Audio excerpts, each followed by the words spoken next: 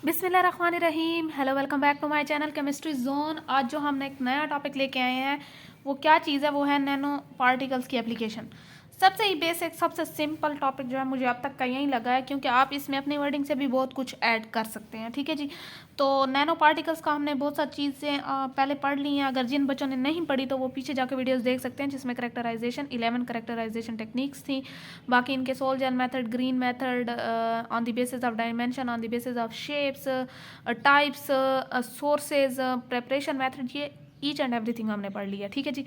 तो आज जो हम देखेंगे वो चीज़ है नैनो पार्टिकल की एप्लीकेशन के। नैनो पार्टिकल्स हम बनाते हैं तो वो यूज़ कहाँ पे करते हैं। बेसिकली एप्लीकेशंस का यही मतलब होता है कि आप कोई चीज़ बना रहे हैं तो आप वो चीज़ कहाँ पे यूज़ करेंगे।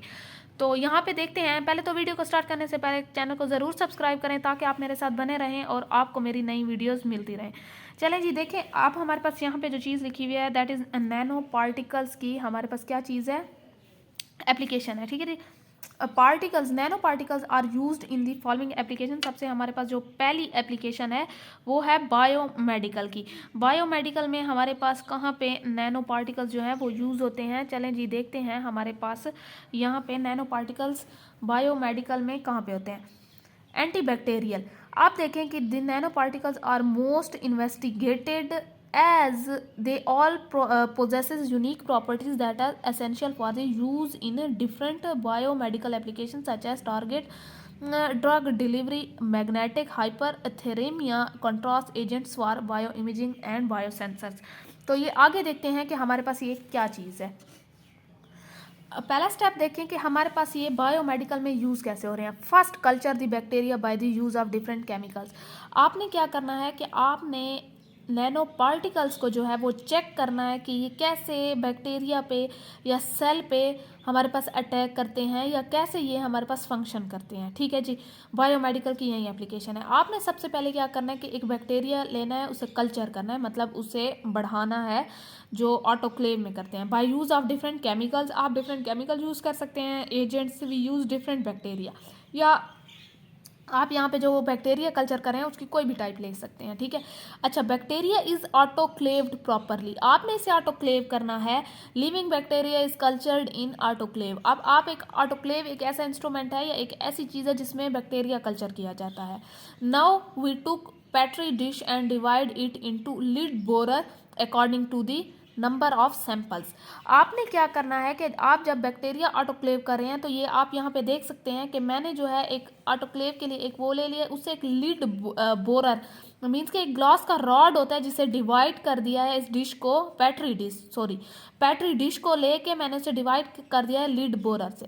एक जगह मैंने नैनो पार्टिकल्स रखे हैं, एक जगह मैंने स्टैंडर्ड रखा है कि किस चीज़ के साथ मैं जो हूँ इससे कंपेयर कर रही हूँ, एज ए स्टैंडर्ड ले रही हूँ। ठीक है जी। We divided the petri dish to compare it with standard. अब आपने एक जगह स्टैंडर्ड चीज़ ले लिया, एक जगह नैनो पार्टिकल ले लिया है। अब आगे देखिए कि now we put it in the incubator for 24 hours at 27 temperature. हमारे पास स्टैंडर्ड टेम्परेचर 27 सेंटीग्रेड है। ठीक है। तो हमने इंक्यूबेटर में इसे रख दिया है एक दिन के लिए, 24 घंटों के लिए। Now check the inhibition of standard and nano particles and compare efficiency. आपने इनहिबिटेशन चेक करनी है कि हमारे पास इन जो स्टैंडर्ड है उसने कितना इनहिबिट किया है इस बैक्टीरिया को कल्चर होने से या बढ़ने से। ठीक है। अब ये आगे आपको चीज़ें समझ आती जाएंगी कि क्या मतलब है। अब आपने इसकी एफिशिएंसी चेक करनी है। यहाँ पे आप देखें, take the scale measure the inhibition. Inhibition का ये मतलब है यहाँ पे कि आपने कोई चीज़ है उसे रोकना है, उसे बढ़ने से रोकना है, उसे अटैक करने से रोकना है। तो कहते हैं कि आपने ये चीज़ स्केल की देखनी है। लेट सपोज ये मेरे पास ये छोटा सा वो है, अब मैंने क्या किया है कि ये यहाँ तक आया है, पहले तो ये यहाँ तक था तो मैंने इसे इनहिबिट कर दिया किसी भी तरीके से यहाँ तक। लेकिन अगर ये बढ़ रहा है, यहाँ से यहाँ तक बढ़ रहा है या यहाँ इससे भी ज़्यादा बढ़ रहा है, तो इसकी इनहिबिटेशन नहीं हो रही। ठीक है। अब आप आगे देखें कि आपने स्केल मेजर किया कि ये ज़्यादा या स्टैंडर्ड से ज़्यादा अगर चला गया तो मीन्स के ग्रो अच्छा कर रहा है, अगर स्टैंडर्ड जो है उससे कम है तो इनहिबिटेशन हो रही है। Take the picture of authentic result, आपने अच्छी सी लेनी है। अब वो कहते हैं कि how nano particles cross into bacteria cell. अब आपने देखना है कि इसकी इनहिबिटेशन कैसे है या कैसे मतलब चेक करेंगे, और कैसे जो है कोई भी नैनो पार्टिकल जो है वो बायोमेडिकल एप्लीकेशन में यूज़ होता है, कैसे वो जाके बैक्टीरिया सेल को डिस्ट्रॉय करता है। आप खुद सोचें कि हमारे पास अगर कैंसरस सेल हों तो हमने वहीं डिस्ट्रॉय करने हैं, उसी के लिए नैनो पार्टिकल्स बनाएंगे, वहीं हमारे पास बायोमेडिकल एप्लीकेशन होगी, ऐसे ही करेंगे। तो हमारे पास नैनो पार्टिकल्स कैसे जाके टारगेट सेल को जो है या जो कैंसरस सेल हैं, बैक्टीरिया सेल हैं, उन्हें डिस्ट्रॉय करते हैं। तो ये चीज़ आप देखते हैं। We know that all the bacteria is made up of cell wall. आपको पता है ना कि सेल वॉल बनी होती है जो म्यूरिन प्रोटीन से होती है, और जो मतलब कि म्यूरिन प्रोटीन क्या चीज़ है, पेप्टिडोग्लाइकेन है जो कि कार्बोहाइड्रेट है, और कार्बोहाइड्रेट आपको पता है ऑर्गेनिक कंपाउंड होता है। यहाँ तक बात क्लियर है। मतलब बैक्टीरिया है, उसकी सेल वॉल किस चीज़ से बनी हुई है, म्यूरिन से। म्यूरिन खुद प्रोटीन है जो क्या चीज़ है, ग्लाइकेन सॉरी। और जो ये चीज़ है वो कार्बोहाइड्रेट है, कार्बोहाइड्रेट एक ऑर्गेनिक कंपाउंड है। यहाँ पे बात क्लियर है आपको। Now this nano particle stick to this cell wall of bacteria and rupture it by phagocytosis and inhibition starts. आपने देखना है कि आपका अब नैनो पार्टिकल जो है, पहले तो मैंने आपको पूरा स्ट्रक्चर बता दिया सेल वॉल किस चीज़ से बनी होती है। जो नैनो पार्टिकल जाएगा वहाँ पे उसकी सरफेस के ऊपर वो फैगोसाइटोसिस करेगा, ठीक है। आज जो बायो के स्टूडेंट्स होंगे या जिन्होंने बेसिक पढ़ी है, जो हमारे पास 11-12 में है, वो फैगोसाइटोसिस का प्रोसेस पूरा पढ़ा होगा कि कैसे होती है। और यहाँ पे हमारी इनहिबिटेशन स्टार्ट हो जाएगी। Nanoparticles are accumulated on the surface or cell wall of bacteria, then interaction of both start and cell wall rupture. अब नैनो पार्टिकल जो है वो यहाँ से गया है, वो सरफेस ऑफ जो बैक्टीरिया थे उस पर चिपक गया, फैगोसाइटोसिस हुई है, इनहिबिटेशन जो है हमारे पास स्टार्ट हो गई है। मतलब कि हमारे पास मज़ीद जो है स्टैंडर्ड या हमारे पास जो बैक्टीरिया है वो ज़्यादा नहीं हो रहा, ठीक है। आप मेरी बात समझें। हमने यहाँ पे जो बैक्टीरिया ऑटोक्लेव किया था, सही है, उसकी हमने इनहिबिटेशन करवानी है, उसे बढ़ने से रोकना है, सही है। यहाँ तक बात क्लियर है। अब अगर वो बढ़ने से रुक गया है और उस पर जो नैनो पार्टिकल्स हमने लिए हैं, तो वो क्या करेंगे कि वो नैनो पार्टिकल्स जाकर उस पर जो है अटैक करेंगे, उसके रैप्चर करेंगे सेल वॉल को, उससे जो है अंदर से खाना शुरू कर देंगे, फैगोसाइटोसिस का प्रोसेस होगा। और हमारे पास इनहिबिटेशन, मतलब वो अब बढ़ नहीं रहा, वो रुक गया है, उसकी इनहिबिटेशन स्टार्ट हो जाएगी, ठीक है। आप देखते हैं कि हमारे पास सेल वॉल रैप्चर हो गई है। अब जाके बैक्टीरिया के साथ उसने सेल वॉल पे इंटरेक्ट किया है नैनो पार्टिकल ने, और उसकी सेल वॉल रैप्चर हो गई है। किस प्रोसेस के through, phagocytosis. It gives light to nano particles by which surface if we gives light to nanoparticles by which surface electron get excited and reactive species और formed. हमारे पास radical कोई भी मान सकते हैं। They directly destroy peptidoglycan bond break. अच्छा, एक और प्रोसेस भी यहाँ पे आपको बताया गया है कि लेट सपोज अगर आप क्या करते हैं कि नैनो पार्टिकल्स जो हैं उनको लाइट देते हैं, लाइट प्रोवाइड करते हैं, तो नैनो पार्टिकल के जो सरफेस के ऊपर इलेक्ट्रॉन होते हैं वो क्या करते हैं, वो बहुत ही रिएक्टिव होते हैं और वो रेडिकल में जो है वो तब्दील हो जाते हैं। और जो हमारे पास रेडिकल स्पीशीज़ है ना, वो उनमें ये कैपेसिटी होती है, एबिलिटी होती है कि वो डायरेक्टली जो पेप्टिडोग्लाइकेन बॉन्ड है वो ब्रेक कर सकते हैं। मतलब कि बैक्टीरिया की जो सेल वॉल है वो ब्रेक हो जाएगी, सही है ना, क्योंकि वह पेप्टिडोग्लाइकेन से बनी होती है। अब देखते हैं, after nano particle entering into cell they attach to organelles and destroy them. अब नैनो पार्टिकल क्या हुआ कि उससे वो जग गया है, वो सेल के साथ उसने चिपक गया, उसकी सेल वॉल रैप्चर की है। सेल वॉल रैप्चर करने के बाद वो अंदर गया है, अंदर जाके वो उसके ऑर्गेनेल्स के साथ, एक सेल होता है उसमें ऑर्गेनेल्स तो होती हैं, उसके साथ जो है वो अटैच हो जाएगा और एक एक करके उन सबको डिस्ट्रॉय करना शुरू कर देगा। In the absence of light nano particles efficiency is affected by 50%। Light का होना ज़रूरी है क्योंकि एब्सेंस ऑफ लाइट जो है वो एफिशिएंसी ऑफ नैनो पार्टिकल्स को इफेक्ट करती है bye 50%।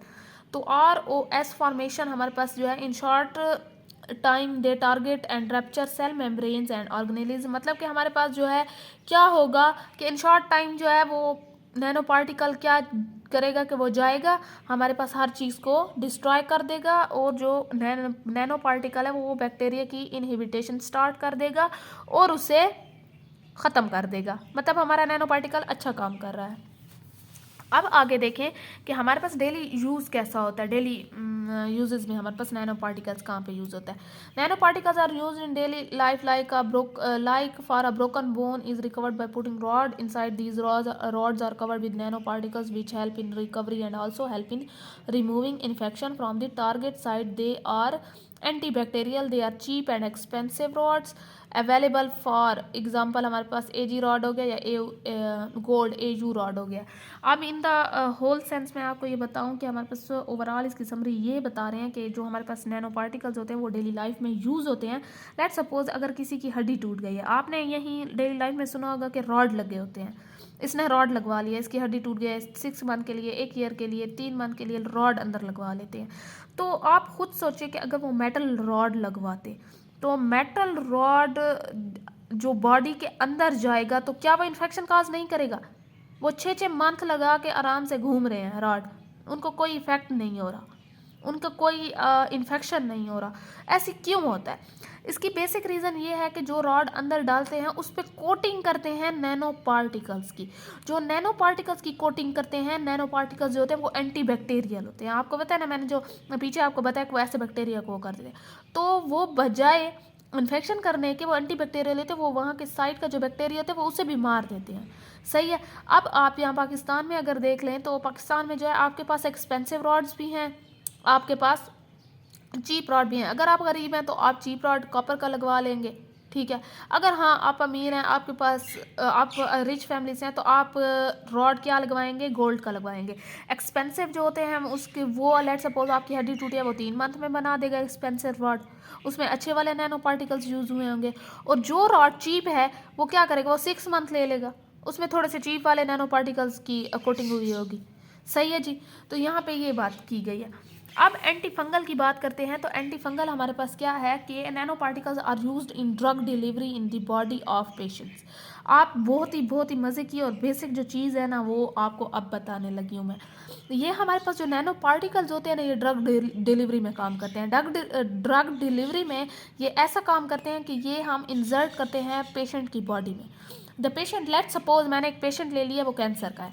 The patient of cancer has very high body temperature, which is also called abnormal temperature, due to which the medicine is given to that person denature in the way to target site, and it does not affect the condition due to abnormal blood pH and high temperature. Most of medicine are organic in nature, which mainly contain benzene with denature at 80 degree centigrade. So for this reason the nanoparticles are used in coating of cancerous medicine. अब तो पूरा तो मैं आपको ज़रा ये बता दूँ ना कि यहाँ पे ये क्या कहा गया। मैंने एक ड्रग जो है वो डिलीवर करनी है बाय नैनो पार्टिकल। वो कैसे, और ये इसका काम कैसे होता है? आपके पास लेट सपोज एक पेशेंट आता है, वो है कैंसर का मरीज़। अगर आप खुद देखिए, अगर आपके आसपास कैंसर के जो पेशेंट हैं उनका जो बॉडी टेम्परेचर होता है वो बहुत ही हाई होता है। बॉडी टेम्परेचर हाई होता है तो हम इसे कहते हैं कि ये एबनॉर्मल टेम्परेचर है। आपका जब बॉडी टेम्परेचर ही हाई होगा तो आप पे कोई भी मेडिसिन असर नहीं करेगी, क्योंकि हम जो है इसे कहते हैं कि एक तो उसके पीएच में जो है वो गड़बड़ होती है, एबनॉर्मल पीएच होता है, और उसका हाई टेम्परेचर होता है बॉडी का ड्यू टू कैंसरस सेल। जब हाँ उसे कोई भी डॉक्टर आम या सिंपल मेडिसिन देता है तो वो मेडिसिन वहाँ टारगेट साइट तक जाते ही रास्ते में ख़त्म हो जाती है, रास्ते में डिसफंक्शन हो जाती है या हमारे पास डिनेचर हो जाती है। जो हमारे पास आम तौर पे मेडिसिन यूज़ होती हैं वो ऑर्गेनिक जो मटेरियल है उससे बनी होती है, वो ऑर्गेनिक इन नेचर होती हैं। और ऑर्गेनिक जो नेचर होती हैं वो मेनली बेंजीन कंटेन करती हैं, और बेंजीन की यही खसूसियत है कि वो 80 जो सेंटीग्रेड है वो उस पर डिनेचर हो जाती है, ठीक है। वो इस टेम्परेचर पे ख़त्म हो जाती है, अपना फंक्शन छोड़ देती है। तो एक कैंसर के पेशेंट के लिए तो बहुत मुश्किल है कि वो हमारे पास आम तौर पे आम मेडिसिन ले, क्योंकि वो जो लेट सपोज उसके कोई भी ऑर्गन का हमारे पास कैंसर है, कोई भी ब्रेन कर दें, कोई भी जगह का, तो वो वहाँ तक जाते ही मेडिसिन ख़त्म हो जाती है। तो ये क्या करते हैं कि इस रीज़न के लिए ये नैनो पार्टिकल्स जो हैं वो यूज़ करते हैं। एक मेडिसिन जो कैंसर के पेशेंट की है उसे नैनो पार्टिकल में कोट करते हैं। अब कोई मेडिसिन है, उसके अंदर मेडिसिन है, ऊपर नैनो पार्टिकल्स हैं, ठीक है। वो जो है वो कोट करेंगी, वो रास्ते में जो नैनो पार्टिकल्स हैं वो आराम से चले जाएंगे टारगेट साइट की तरफ। टेम्परेचर का इतना भी उन पे वो नहीं होगा, क्योंकि उनका यही तो एडवांटेज है हमारे पास। So they can easily go to target site without, यहाँ लिख लें, denaturing. In this way nano particle act as a drug carrier. तो इसी तरीके से आराम से वहाँ पे हमारे पास मेडिसिन चली जाती है, और हम कहते हैं कि नैनो पार्टिकल जो है वो ड्रग कैरियर के तौर पे हमारे पास काम कर रहे हैं। अब आपने यहाँ पे कोई अगर जो कोई भी ऐसे स्टूडेंट्स हैं जो फाटा के इलाकों से हों तो उनको लेशमीनिया डिज़ीज़ का पता होगा। लेशमीनिया एक ऐसी डिज़ीज़ है जिसमें आपके पास जो है एक डिफरेंट कह दूँ या एक यूनिक किस्म का या एक अलग किस्म का कोई मच्छर होता है जो आपको अगर काट ले तो वहाँ पे एक दाना बन जाता है और वो दाना बड़ा होता जाता है और बहुत ही ख़राब होता जाता है। अक्सर आपने ऐसे पेशेंट देखे होंगे हॉस्पिटल्स में। ये फाटा के इलाकों में ज़्यादा ये मच्छर पाया जाता है, हमारे इन इलाकों में नहीं पाया जाता। तो ये वहीं पे तो इसके लिए भी हमारे पास जो है नैनो पार्टिकल्स, इनकी जो ड्रग्स होती हैं इनमें भी नैनो पार्टिकल्स यूज़ होते हैं। ठीक है जी, क्योंकि आमतौर पे ख़राब होता जाएगा, ये जल्दी ठीक नहीं होता। अच्छा, वाटर ट्रीटमेंट में अब क्या चीज़ है, वाटर ट्रीटमेंट में अगर आप देखें कि वो कह रहे हैं कि हमारे पास जो वाटर ट्रीटमेंट है, the pollution in water bodies is major issues we are facing today. आपको पता है ना कि सबसे बड़ा जो है पोल्यूशन का मसला है। For treatment of water pollution nano particles are used in very effective way. Nano particles को आप वाटर ट्रीटमेंट में कैसे करते हैं? Water is mainly polluted by factories waste in which different chemicals are discharged in water. आपको पता है कि ज़्यादा से ज़्यादा फैक्ट्रीज की वजह से जो है, जो हमारे पास फैक्ट्रीज का वेस्ट मटेरियल होता है, इसी की वजह से हमारी वाटर बॉडीज जो हैं वो ख़राब हो रही हैं। For textile industry the heavy metal chromium is discharge. It is a metal with variable oxidation state up to +6। It is used in leather industry and +6 oxidation state of chromium can directly cause cancer. So the nanoparticles are used to remove these heavy metals from water. Nanoparticles play important role of adsorption. यहाँ पे दो चीज़ें आ गई हैं। एक तो factories की बात की गई है, फैक्ट्रीज़ में आपको टेक्सटाइल फैक्ट्री भी हो सकती है। अब जो टेक्सटाइल फैक्ट्री का वेस्ट जाता है वाटर में, उसमें एक मेटल होता है क्रोमियम जो कलरिंग कंपाउंड है, ठीक है। और ये हैवी मेटल है और इसकी एक ये खसूसियत है कि इसकी 6+6 तक ऑक्सीडेशन स्टेट होती है। और इसका सबसे बड़ा यही मसला है कि ये हमारे पास डायरेक्टली कैंसर कॉज करता है, ठीक है। तो आप खुद सोचें कि जो डायरेक्टली कैंसर कॉज कर रहा है हमारे पास, तो हमें इसके लिए भी तो कुछ करना है, इसे रिमूव करना है। तो इसके लिए हम नैनो पार्टिकल्स जो हैं वो यूज़ होते हैं in the process of adsorption. Adsorption का क्या प्रोसेस है, इसकी एक अलग वीडियो भी है। एड्जॉर्प्शन में ये होता है कि nano particles as a adsorbent डाले जाते हैं जिनकी सरफेस के ऊपर आके एड्जॉर्बेट, मतलब क्रोमियम आके ना यहाँ पे चिपक जाएगा पोर्स में, ठीक है। किसकी सरफेस पे? नैनो पार्टिकल्स की। तो इसी तरीके से एड्जॉर्प्शन के प्रोसेस से हम इन्हें रिमूव कर देते हैं। अब आप देखते हैं कि हमारे पास टेक्सटाइल की जो इंडस्ट्री है वो कैसे हो रही है। In textile industry different dyes are use to colour the clothes and these dyes are highly toxic which can cause skin problem, eye problem, cancer and other health problems. So the nanoparticles are used to check these highly toxic substances and reduce their toxicity. आपको पता है कि हमारे पास अगर textile की industry की बात की जाए तो इनमें डिफरेंट डाइज होते हैं जो कलर देते हैं कपड़ों को, ठीक है। तो ये डाइज जो होते हैं ना, एक तो होते हैं हाईली टॉक्सिक, जैसे मैंने ऊपर क्रोमियम की बात की है, तो आप वो भी यहाँ पे जो है मेंशन कर सकते हैं, जिसमें हमारे पास सबसे जो मेन और बेसिक कॉज है कैंसर है, आई प्रॉब्लम है, स्किन प्रॉब्लम है, या आपके पास जो है दूसरे हेल्थ इश्यूज भी इससे क्रिएट हो सकते हैं। लेट सपोज जैसे ये मछली हमारे पास अगर रहती है पानी में और क्या पानी गंदा हो तो वो मछली उसी पानी में रहती है, वही मछली हम खाते हैं, तो हमारे पास कोई भी हेल्थ प्रॉब्लम आ सकते हैं। अब वो कहते हैं कि हमारे पास नैनो पार्टिकल यूज़ होते हैं इनकी जो टॉक्सिसिटी है इनको कम करने के लिए, सही है। अब लेट सपोज मैंने आपको एग्जांपल दिए कि मिथाइलिन ब्लू जो है वो एक टॉक्सिक डाई है जो यूज़ होता है which is treated by nano particles. अब आपके पास मिथाइलिन जो MBG से भी हम कहते हैं कि ये हमारे पास नैनो पार्टिकल्स के ज़रिए जो है ये ट्रीट होता है। It is treated by 2 process, एक तो होता है एड्जॉर्प्शन के, एक होता है डिग्रेडेशन के। आप देखते हैं कि एड्जॉर्प्शन के जो प्रोसेस है उसमें क्या होता है कि जो in this process MB is filtered out और remove by the linkage of MB with nano particles by adsorption process. मैंने आपसे कहा है ना कि हमारे पास जो है यहाँ पे क्या चीज़ है कि एड्जॉर्प्शन का प्रोसेस होता है। एड्जॉर्प्शन के प्रोसेस में आपने जो एक चीज़ है MB जो है वो एड्जॉर्बेट करेगा और हमारे पास जो नैनो पार्टिकल्स हैं वो एड्जॉर्बेंट के तौर पे यूज़ होंगे। मतलब कि जो नैनो पार्टिकल्स हैं वो अगर हम पानी में डालते हैं तो उनकी सरफेस के ऊपर आके MB के, मिथाइलिन ब्लू के आके चिपक जाएंगे और इसी तरीके से हम उनको निकाल लेंगे। अब डिग्रेडेशन का कैसे है? डिग्रेडेशन का ज़रा देख लें कि first the solution of MB is prepared. हम सबसे पहले तो मिथाइलिन ब्लू का सोल्यूशन प्रिपेयर करेंगे और नैनो पार्टिकल्स को उनके साथ मिक्स करेंगे स्टीरिंग के थ्रू। ठीक है, अगर कलर चेंज होता है then nano particles play their role. If does not, अगर डज नॉट अकर हुआ मतलब कलर चेंज नहीं हुआ तो नैनो पार्टिकल्स अपना रोल प्ले नहीं कर रहे। अब फॉर डिग्रेडेशन आपने क्या करना है, it has its own specific box. इसका एक स्पेसिफिक बॉक्स होता है जिसमें आपने क्या करना है, यूवी विजिबल या सनलाइट के रॉड लगाने हैं। एक इंक्यूबेटर ले लें, क्रिएट एक बॉक्स ले लें, बना लें, उसके अंदर यूवी के या विजिबल लाइट के या सनलाइट के रॉड फिक्स करें कि उसमें रोशनी आए। Beaker in which MB solution is prepared plus nano particles are added to it. हमने क्या करना है कि एक बीकर लेना है जिसमें हमने मिथाइलिन ब्लू का सोल्यूशन बनाना है और साथ में नैनो पार्टिकल्स को उसके अंदर ऐड करना है और उससे जो है मैग्नेटिक स्टीयर पर रख दे या स्टीयरिंग उसमें कंटिन्यूसली करना है, हिलाना उसमें है। कोई रॉड ले लें, जो बेसिकली यूज़ हो रहा है वो मैग्नेटिक स्टीयर ही होता है। Now put the beaker in the box in light and start steering. अब उसी बॉक्स में जो है आपने स्टीयर के ऊपर जो है बीकर को रखना है जिसमें MB का सोल्यूशन है, नैनो पार्टिकल्स भी ऐड हैं और साथ में लाइट का भी जो है रॉड लगे हुए हैं उस बॉक्स में। तो हमारे पास जो पहले तो आपने ये चीज़ देखनी थी कि जब आप ब्लैंक सोल्यूशन मतलब कि MB का सिर्फ जो सिंपल सोल्यूशन बनाया था आपने उसकी पीक चेक करनी है, फिर उसने नैनो पार्टिकल ऐड करने हैं, उसकी यूवी स्पेक्ट्रोस्कोपी करके ना उसकी पीक्स वगैरह मतलब इनिशियल और फाइनल जो है नैनो पार्टिकल्स ऐड करने के बाद और नैनो पार्टिकल ऐड करने से पहले उसकी पीक वगैरह चेक कर लेनी है। ठीक है, फिर उसके बाद आपने क्या करना है, repeat the process and note the reading. आपने साथ साथ में स्टीयर करते जाना है और उसकी रीडिंग नोट करते जाने हैं।